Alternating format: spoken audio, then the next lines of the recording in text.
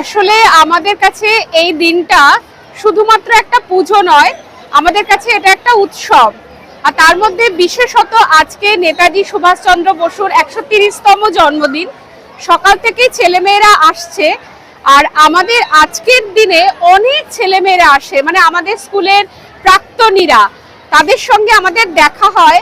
সত্যি সত্যি আমাদের বিদ্যালয় প্রাঙ্গণ যেন মিলন মেলা হয়ে ওঠে। ওরাও অপেক্ষা করে, আমরাও অপেক্ষা করে থাকি আজকের দিনটা। আর আমাদের আর ওদের এই মেলবন্ধনে দেবী সরস্বতীও খুব খুশি হন, অন্তত আমাদের তাই মনে হয়। আমার প্রতি বছরই এই ঠাকুরনগর হাই স্কুলে, আমার পুরনো স্কুল, না আসতে পারলে আর ভালো লাগে না। ঠিক আছে, যেখানেই থাকি না কেন প্রতি বছর এই টাইমে এখানে আসবই। এটা একটা আন্তরিকতা আর ভালোবাসা।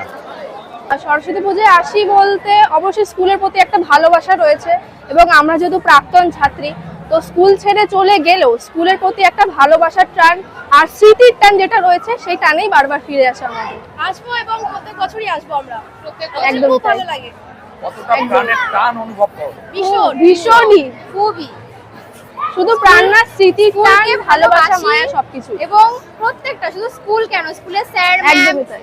যত কর্মরত যত লোকজন আছে স্কুলে, সবাইকে মন প্রাণ থেকে আমরা ভালোবাসি। প্রত্যেক বছর আসি, ছোট্ট থেকে আসি, আর এখন তো আমরা প্রাক্তন ছাত্রী, যতদিন পারবো ততদিন আসবো।